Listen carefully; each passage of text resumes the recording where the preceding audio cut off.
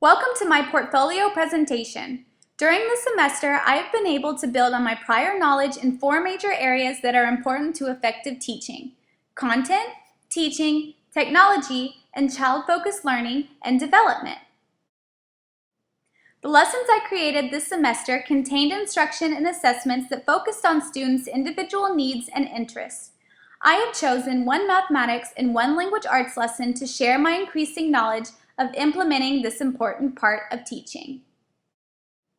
The first child-focused lesson was in mathematics. Here, the students learned how to compare numbers using symbols such as the greater than, less than, and equal signs.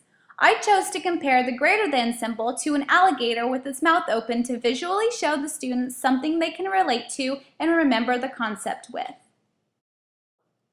Once I was done giving instruction on how to compare numbers and choose the correct symbols to compare them with, I gave students the opportunity to move around the room and show me kinesthetically that they actually learned the lesson objective. Here, one student is showing me how he would compare 2 numbers. This activity was fun for the students, but also served as a formative assessment and displayed to me that the students learned the lesson objective. The second child-focused lesson was in language arts. To start off this lesson, I gave the students 1 sentence strip each where they were supposed to find their group members for the following activity by color. The sentence strips contained 1 main idea and some supporting details for each group, and the students were supposed to pick out which ones were which for their engaging activity. A formative assessment followed where I asked each group to share their ideas. The second part of the lesson gave students the opportunity to work independently and show me how they would organize their ideas on paper. This is an actual work sample from the lesson where the student showed me her ability to circle important keywords and clues and to apply her knowledge to create a web. This assessment showed me the student's ability to point out the main idea and supporting details. It also showed me that I was able to successfully teach the lesson objective.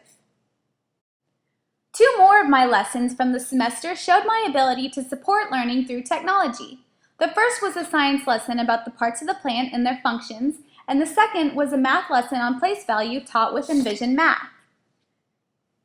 My science lesson started with a variety of visuals for the children. I used the smartboard to show a large diagram of a plant to guide my instruction on the parts and what they do. The students were also able to come up to the smartboard and point to the parts of the plant when I asked them to as an engaging activity. This portion of the lesson also showed me how technology can be used to check for understanding in a lesson. The second portion of the lesson was a game that I created on PowerPoint. The students worked in groups to apply their knowledge on the parts of the plant and gain points for their team. The students loved this activity because it was competitive and they were able to work with their friends. This part of the lesson showed me that they grasped the concept and that the students can work together.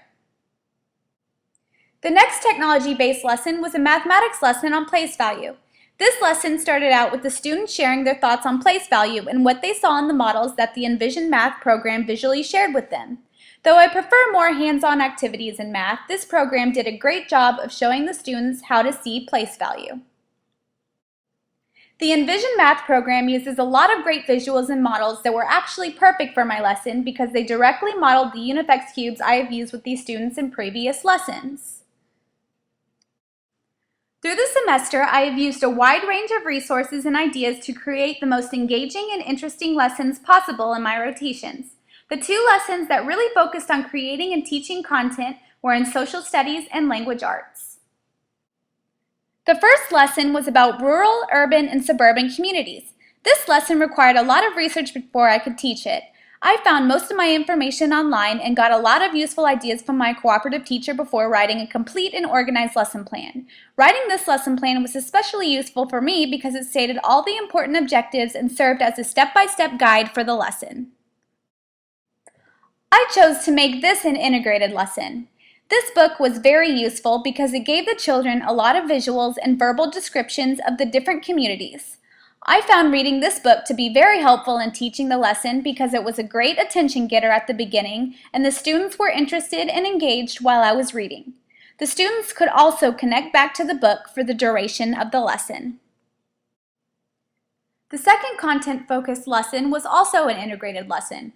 I chose to integrate this lesson because students were required to be able to read and follow step-by-step directions as well as read maps accurately for the activity I had planned. Both following written directions and following maps were designated TEKs that I was excited to use in the lesson. Here is the map of the playground I created and gave to all students, and an example of the step-by-step directions the students were to follow. The students used both to engage in a treasure hunt on the playground while they displayed their abilities to read maps and follow written directions accurately. As an extension to the treasure hunt activity, I decided to let students work in groups to create their own maps. These maps allowed the students to be creative while also serving as a formative assessment. The students' knowledge of maps from the first activity was shown in presentations. This semester has given me a variety of experiences that have helped me grow as a professional and have promoted my learning as a future teacher. My methods classes and time in my placements, as well as my professional development experiences throughout the semester, have guided my learning in the education field. In my methods classes, I have worked with my classmates on various activities that can be implemented in the classroom. Here's an example of how we use geometric shapes to create other shapes in the real world.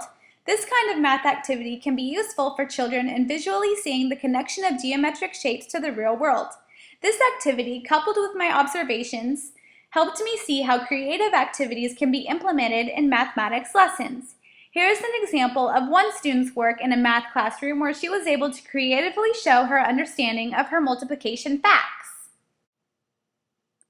Other activities in my methods classes have shown me the importance of creative, hands-on activities to be used in the classroom. From these activities, I have learned that learning can be fun and assessment is not only limited to pencil and paper tests. I took part in a variety of professional development activities during the semester. The first was a trip to the Sugar Land Museum of Natural Science. Here I found a lot of educational games and activities for children to take part in. Among my favorites were an archaeological dig and the hands-on matter and energy experiments. I think this would be a great place for a scientific field trip. Students already on this field trip seem to be having a lot of fun and learning a lot of new things that supplement their learning in their classrooms. I also attended some parent-teacher conferences during my first rotation. Here I heard all about literacy development, DRAs, and behaviors in the classroom. I found these conferences to be very beneficial to me as I learned the importance of communicating with parents and how to communicate in ways that makes the parents happy. Through that experience, I learned the reasons for some behavior measures taken in the classroom, such as this sticker chart on one student's desk. I also learned how to communicate those measures to parents in a way that doesn't hurt them or their feelings.